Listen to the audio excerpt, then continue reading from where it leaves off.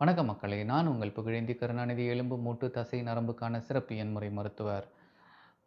மக்களே இந்த மூட்டுகள் இருக்கு இல்லையா? உடம்புல இருக்க எல்லா மூட்டுகளும் ஜாயிண்ட்ஸ் அதையெல்லாம் நம்ம 3ஆ பிரிக்க முடியும். அதோட அசைவுத்தன்மை, அதோட வளைவுத்தன்மைய வச்சு இந்த பிரிவ நம்ம செய்ய முடியும்.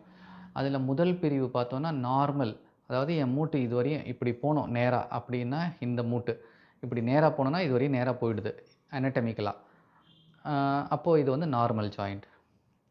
ஆனா, என் மூட்டு இதுவரையும் போய், அதுக்கு மேலேயும் ஒரு 15 டிகிரி கீழ போது. இங்க வரையும் வருதுன்னு வச்சுக்கோமே, இங்க வரையும் வருது. இந்த எல்போ. அப்படின்னா, அது ஹைப்பர் மொபைல் ஜாயிண்ட்ஸ். அதாவது நார்மல் ரேஞ்சிலேருந்து ஒரு 10 டிகிரி, சில பேருக்கு 15 டிகிரி கூட அதிகமாக போகும். அது ஹைப்பர் மொபைல் ஜாயிண்ட்ஸ். அதாவது தேவைக்கு அதிகமா மூவ்மெண்ட் இருக்க ஒரு மூட்டு. ஹை ஹைப்போ அதுனா கம்மி. அதாவது இங்கேருந்து இதுவரையும் தான் போவும். ஆனா, இதுவரையும் போணும். இங்கேயே நின்னுடும். என்னால முழுசா அந்த மூட்ட கடைசி வரையும் எடுத்துட்டு போக முடியாது. அது ஹைப்போ மொபைல் ஜாயிண்ட்ஸ்.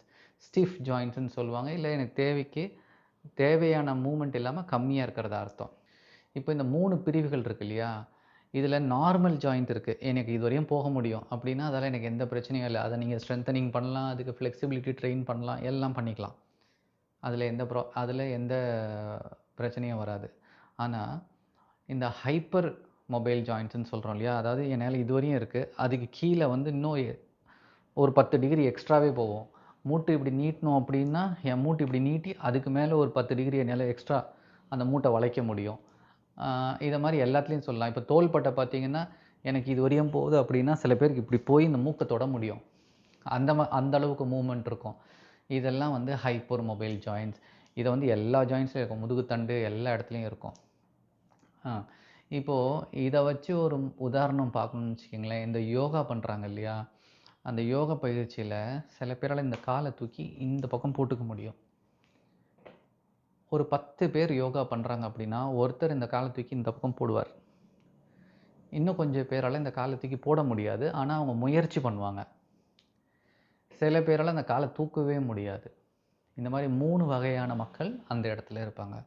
இப்போ பொதுவா என்ன அந்த பயிற்சி பண்ணும்போது என்ன நினைப்பாங்கன்னா, யார் கால் தூக்கி மேல போட்டுக்கிறாங்களோ, அவங்க ரொம்ப சிறப்பா பண்றாங்க.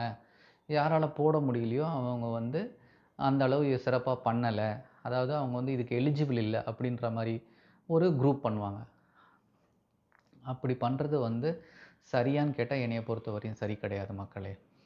இப்போ ஒருத்தர் இந்த கால் எனக்கு வருது, நெறைய வளைவுத்தன்மை இருக்கு. அதனால நான் இத தூக்கி இங்க போடுறேன். அதேபோல பின்னாடி போய் வீல் மாரி என்னோட 2 ஆங்கிள கணுக்கால பிடிக்க முடியும் என்னால. அதனால நான் அத பிடிக்கிறேன். இத மாரி ஒருத்தர் செய்ய முடியுன்றதுக்காக அத அதிகப்படியா செஞ்சுக்கிட்டே இருந்தார்னா, அது மிகப்பெரிய ஒரு பிரச்சனைய உண்டு பண்ணும். எப்போ அப்டின்னா, அவங்களோட 50 வயசுக்கு மேல. அந்த தசைகள்லாம் ஏற்கனவே வீக்கா இருக்கும். அத போய் நம்ம அடிக்கடி ஸ்ட்ரெச் பண்ணிட்டே இருந்தோம்னா, தசை மட்டும் இல்லாம மூட்டு உள்ள இருக்க லிகமெண்ட்ஸ் அதாவது அந்த ஜவ்வு, கார்ட்டிலேஜ், அது கேப்சியூல் அந்த மூட்ட சுத்தி இருக்க கேப்சூல் இதெல்லாம் டேமேஜ் ஆகறதுக்கான வாய்ப்புகள் அதிகம். சரி இதெல்லாம் டேமேஜ் ஆனா என்ன ஆகும் அப்டின்னா, நடக்கும்போது கீழ விழுகிற தன்மை ஆ அதிகமா இருக்கும் அவங்களுக்கெல்லாம். ப்ராப்ரியோசெப்ஷன் சொல்லுவாங்க. அது ஃபெயில் ஆகும். அதாவது இந்த மூட்டு எங்க நிக்கிது அப்படின்னு மூளைக்கு தகவல் சொல்ற அந்த நரம்பு மண்டலம் பாதிப்புக்கு உள்ளாகும். அப்போ சீக்கிரம் நான் கீழ விழுந்துருவேனோ, இல்ல இந்த இடத்துல நான் இறங்க முடியுமா? அப்படின்ற ஒரு சந்தேகம் இதெல்லாம் ஏற்படும். யாருக்குன்னா இந்த ஹைப்பர் மொபைல் ஜாயிண்ட்ஸ் இருக்கவங்களுக்கு. அப்போ இந்த ஹைப்பர் மொபைல் ஜாயிண்ட்ஸ் அதாவது தேவைக்கு அதிகமா வளையிற இந்த ஜாயிண்ட் இருக்கவங்கலாம் என்ன பண்ணணும் அப்படின்னா, ஒரு மூட்டு எனக்கு அதிகமா வளைக்க வருதுன்றதுக்காக அத திருப்பி திருப்பி செய்யக்கூடாது. ஆனா, அவங்க என்ன செய்யணும், இந்த மூட்டு எனக்கு தேவைக்கு அதிகமா வளையுது. அத சுத்தி ஸ்டெபிலைசர்ஸ் அப்படின்னு சில மசில் இருக்கும். குட்டி, குட்டி மசில். அதுக்கப்புறம் தான் பெரிய மசில். இந்த தசைகள எல்லாத்தையும் அந்த மூட்டுக்கு பாதுகாப்பா, அந்த மூட்டுக்கு அரணா செயல்படக்கூடிய தன்மைக்கு அத வச்சுக்கணும் மக்களே. அப்போ அத ஸ்ட்ரெங்தன் பண்ணணும். அத பலப்படுத்தி வச்சுக்கணும். ஸோ அந்த தசைகள் எல்லாம் பலப்படுத்துறதுனால, வயதான காலம் வரும்போது அந்த தசைகள்லாம் பலமா இருக்கும்.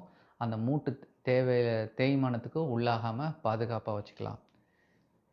இப்போ ஹைப்போமொபைல் ஜாயிண்ட்ஸ் அதாவது எனக்கு மூட்டு வளைக்கவே வரல. எல்லாரும் இதுவரையும் பண்றாங்கன்னா, எனக்கு இங்கேயே நின்னுடுது. எல்லாரும் ஃபுல்லா நீட்டுறாங்கன்னா, எனக்கு அதுவும் இங்கேயே நின்னுடுது அப்படின்னா, அத நம்ம செக் பண்ணணும். எப்படின்னா, அது பிறப்பிலிருந்தே அப்படி இருக்கா? அனாட்டமிக்கலாவே அவங்களுக்கு உள்ள எல்லாம் மாறி அந்த மாரி இருக்கா? இல்ல அக்வைர்ட்னா கொஞ்ச நாள் பட்டு ஏதோ ஒரு அடிபட்டோ, இல்ல ஏதோ ஒரு பிரச்சனையாலயோ அந்த மாரி ஆயிருக்கலாம். அது வந்து எதுனா ஒரு ஜாயிண்ட்டில தான் இருக்கும். பரவலா உடம்புல இருக்க எல்லா ஜாயிண்ட்டுக்கும் இருக்காது. இந்த ஹைப்போமொபைல். அப்படி பரவலா உடம்புல எல்லா ஜாயிண்ட்டுக்கும் இருந்துச்சுன்னா, அது பிறப்புனாலேயே இருக்குன்னு அர்த்தம். அத நம்ம எதுவுமே பண்ண முடியாது. ஆனா, எதுனா ஒரு ஜாயிண்ட்ல மட்டும் இருக்குன்னா, அதுக்கு ஒரு காரணம் இருக்கும். அந்த காரணத்த கண்டுபிடிச்சு நம்ம அத சரி செய்ய முடியும். இது வந்து ஹைப்போமொபைல் ஜாயிண்ட்ஸ்.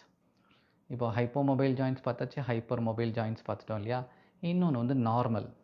இந்த நார்மல் ஜாயிண்ட்டுக்குள்ள இருக்கிறவங்களுக்கு என்ன பிரச்சனை அப்படின்னா, நான் வயசாகிற வரையும் இந்த ஜாயிண்ட் இப்படியே இந்த ரேஞ்சிலேயே இருக்கணும். இதோட தசைகளும் அப்படியே இருக்கணும். அதுக்கு வர நரம்பு எல்லாமே அப்படியே இருக்கணும். அதுக்கான பயிற்சிகள நம்ம செஞ்சுக்கிட்டே இருக்கணும். ஆக மொத்தத்திலே 3 பேருக்குமே பயிற்சிகள் தேவை. அவங்கவங்களுக்கு ஏத்த மாரி. அதனால இந்த பயிற்சிகள் வந்து ஒருத்தருக்கும் மாறிக்கிட்டே இருக்கும். ஆ யோகா பயிற்சியில 20 வயசுல செய்யறத 40 வயசுலயும், 60 வயசுலயும் அப்படியே செஞ்சுட்டே இருக்க முடியாது மக்களே. அந்த 60 வயசு வரும்போது சில பயிற்சிகள விடணும், சில பயிற்சிகள சேர்க்கணும். நான் வந்து அப்போ பண்ணேன் 20 வயசுல, 30 வயசுல பண்ணேன். அதனால அதே பயிற்சிகள நான் இப்பயும் செய்வேன் அப்படின்னா, அது எப்பவுமே எல்லாருக்கும் எல்லா நேரங்கள்லயும் சரியா இருக்காது.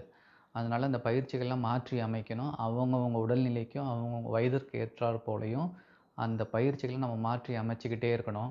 சில பேருக்கு சில சமயம் புதுசா ஒண்ணு தேவைப்படும். அவங்க செஞ்சிட்டு இருந்தது இப்போ இனிமே அவங்களுக்கு அது சேராது அப்படின்ற ஒரு நிலைமை வரும். அப்ப அந்த பயிற்சிய அகற்ற வேண்டிய நிலைமையும் வரும். அப்போ அதனால என்ன சொல்றேன்னா, மூட்டுக்கு ஏற்ற மாரி தான் பயிற்சி. அந்த பயிற்சியும் எல்லா வயசுக்கும் ஒரே மாதிரி இல்ல. அந்தந்த வயசுக்கு ஏத்த மாரி அத பிரிச்சுக்கணும். மக்களே இந்த ஃபால் பிரிவென்ஷன் எனக்கு நான் நடக்கும்போது 60 வயசுக்கு மேல எனக்கு என் நடை, என்னோட வேலைகள்லாம் நான் சரியா செஞ்சுக்கணும் அப்படின்ற ஒரு எண்ணம் இருந்ததுன்னா, பயிற்சிகள இப்பவே வந்து சரி செஞ்சுக்குங்க. அதுக்கான முயற்சிகள எடுங்க.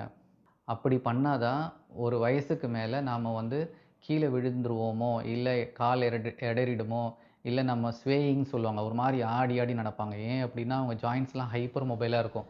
தேவைக்கு அதிகமா மூவ்மெண்ட்ல இருக்கும். அந்த ஜாயிண்ட் அவங்க அவங்க சொல் பேச்சு அது கேட்காது. அப்போ வந்து ஸ்வேயிங்ன்னு சொல்லுவோம். அதாவது அவங்க இங்க கால் வச்சாங்கன்னா, அவங்க உடம்பு ஒரு பக்கமா அசஞ்சு நிக்கும். அந்த மாரி ஒரு இது வரலாம். அதெல்லாம் வராம இருக்கணும் அப்படின்னா, அதுக்கான பயிற்சிகள் மிக முக்கியம் மக்களே. அதனால பலப்படுத்தும் பயிற்சிகள அந்தந்த ஜாயிண்ட்டுக்கு என்னென்ன தேவை அப்படின்றத இயன்முறை மருத்துவர அணுகி அதெல்லாம் தெரிஞ்சுட்டு, அதுக்கப்புறமா அந்த பயிற்சிகள பண்ணணும். எனக்கு ஒண்ணு நல்லா செய்ய வருதுன்றதுக்காக அத அதிகமா செஞ்சுக்கிட்டே இருக்கக்கூடாது.